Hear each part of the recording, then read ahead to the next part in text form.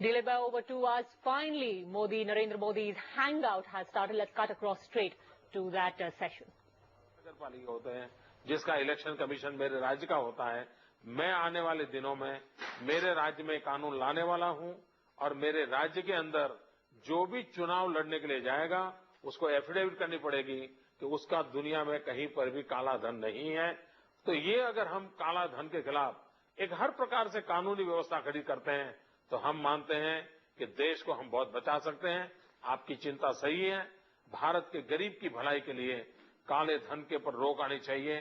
काला धन रखने वाले लोगों को डिस्क्लोज ओपन कर देना चाहिए, खुला कर देना चाहिए, दुनिया के सामने रख देना चाहिए और एक एक पाई दुनिया में है उसको लाना चाहिए। हमने एक बार गुजरात के अंदर पब्लिक वोटिंग करवाया था, चौराहे पर खड़े रह करके। अखबारों में काला धन का विषय इतना नहीं चल रहा था, लेकिन हमने उठाया था। 98% लोगों ने काला धन वापस लाने के लिए समर्थन किया था। मैं हैरान हूं, दिल्ली में बैठी हुई सरकार काले धन की बात आते ही क्यों डर जाती है, क्यों झगड़ने पड़ जाती है, क्यों उसको रोकने की कोशिश करती है। इसके कोई कारण समझ नहीं आते हैं। लेकिन भाइयों बहनों, कभी न कोई भारत मां का लाल आएगा। मुझे भरोसा है दोस्तों, कभी न कभी कोई भारत मां का लाल आएगा और ये काला धन हिंदुस्तान की धरती पर वापस लाएगा। भाइयों बहनों, सपने देखने चाहिए।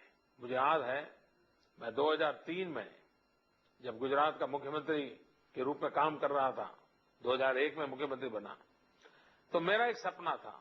आपको याद होगा, भारत की आजादी को लाने में जिस प्रकार से महात्मा गांधी का रोल रहा है, सरदार पटेल का रहा है, उसी प्रकार से एक सशस्त्र क्रांति की भी परंपरा रही है। हिंसा में विश्वास करने वाला भी एक तबका था, जो अंग्रेजों की भाषा में जवाब देकर के युद्ध कर। श्याम जी कृष्ण वर्मा ये क्रांति गुरु थे। सावरकर जी हो, अनेक क्रांतिकारी हैं, उनके वो प्रेरणा स्रोत थे। लंदन में उन्होंने इंडिया हाउस बनाया था और वो आजादी के आंदोलन के लिए सशस्त्र क्रांति के प्रणेता रहे थे। वो गुजरात के थे।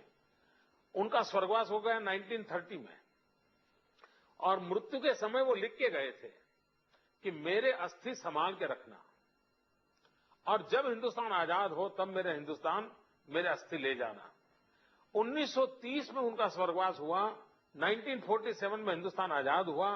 दिल्ली सरकार का पहला काम होना चाहिए था कि उन अस्थियों को हिंदुस्तान में लाएं और हिंदुस्तान के अंदर उनका लाकर के भारत की आजादी के लिए जीने मरने वाले इस व्यक्ति को लाए, जो स्वामी विवेकानंद से मिले थे। श्याम जी कृष्ण वर्मा विवेकानंद से बहुत प्रभावित थे, परिचित थे, ऐसा व्यक्तित्व था। लेकिन 2003 साल तक उनके अस्थि जिनेवा में पड़े रहे। वहां की सरकार ने अस्थि को संभाला, लेकिन मेरे देश की आजाद सरकार ने उन अस्थियों की परवाह नहीं की। मैंने भारत सरकार से कॉरेस्पॉन्डेंस किया, मैंने जिनेवा से कॉरेस्पॉन्डेंस किया और आखिरकार मुझे वो सौभाग्य प्राप्त हुआ। मैं जिनेवा गया, उस महापुरुष के अस्थि खुद के कंधे पर उठा के ले आया और आज कच्छ के मांडवी में जहां उनका नेटिव था, वहां मैंने एक इंडिया हाउस बनाया है और वहां उस अस्थि को रखा है। गुजरात के, देश के बहुत बड़ी मात्रा में टूरिस्ट आज वहां आ रहे हैं। अगर इस प्रकार से एक सपना हो तो हर चीज लाई जा सकती है, काला धन भी लाया जा सकता है। वो काला धन लाने के लिए हमने भरपूर प्रयास करना चाहिए। Thank you. अभी हमारे साथ हैं शैलेंद्र सिंह राठौड़, गांधीनगर, इंदौर से। सर नमस्कार। नमस्कार जी। नमस्कार देवगन जी, नमस्कार सर। मैं शैलेंद्र सिंह राठौड़ इंदौर मध्य प्रदेश से हूँ। मैं फार्मास्यूटिकल कंपनी में काम करता हूँ। मोदी जी, मैं आपका एक बहुत बड़ा फैन हूँ और मैं आपको एक विकास पुरुष मानता हूँ। मैं क्या पूरा हिंदुस्तान और पूरी दुनिया आपको विकास पुरुष मानती है। सर, अभी 3-4 दिन पहले ही फेसबुक पे एक पोस्ट आया था कि कितने लोग हैं जो नरेंद्र मोदी को 2014 में प्राइम मिनिस्टर के लिए वोट करेंगे। मैंने उसमें एक ही कमेंट डाला कि हर सच्चा हिंदुस्तानी नरेंद्र मोदी को वोट करेगा, इसलिए क्योंकि हर हिंदुस्तानी चाहता है कि नरेंद्र मोदी प्रधानमंत्री बने और जिस तरीके से गुजरात में पिछले कुछ सालों में विकास किया है उसी तरीके से हमारा हिंदुस्तान विकास करे। और जैसा कि आपने पहले कहा कि हर अमेरिकन लाइन लगाकर खड़ा रहे हिंदुस्तान वीजा के एम्बेसी के सामने वीजा लेने के लिए। तो सर मैं आगे बढ़ते हुए अपना सवाल पूछता हूँ। सर मैं एक एग्रीकल्चर से रिलेटेड सवाल पूछना चाहता हूँ आपसे। वैसे तो मैं खेती नहीं करता हूँ, लेकिन मेरा बचपन और मेरा बैकग्राउंड खेती से जुड़ा हुआ है। मेरे फादर एक एग्रीकल्चर साइंटिस्ट थे और मैं भी एग्रीकल्चर में काफी इंटरेस्ट रखता हूँ। मेरा सवाल है कि भारत एक कृषि प्रधान देश होते हुए भी किसान हिंदुस्तान में बहुत पिछड़े हुए हैं और गुजरात एक महत्वपूर्ण राज्य है विकास की दिशा में। सर किसानों के लिए आपने ऐसा क्या किया है कि यह देखा गया है कि गुजरात में पिछले 1 दशक में जो विकास दर है वो कुछ 10% दिखाई गई है। सर आपने खेती के लिए भी उतना ही इम्पोर्टेंस दिया है जितना कि दूसरे इंडस्ट्रियल सेक्टर्स के लिए आपने किया है और गुजरात में इतनी तरक्की की है।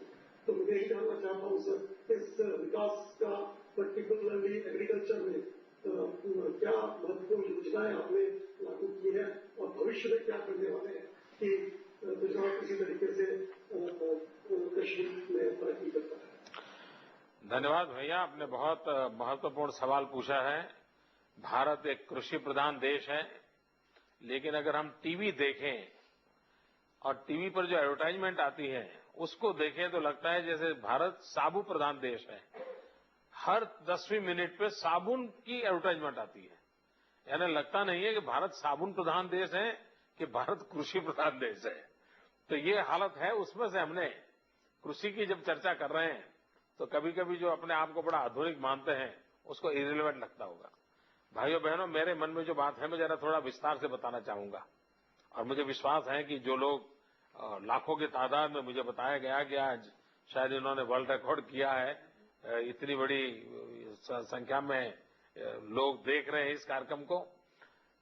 मैं विस्तार से इसलिए बताना चाहता हूं कि देखिए हमारे देश की इकोनॉमी को 3 पिलर पे खड़ा करना चाहिए।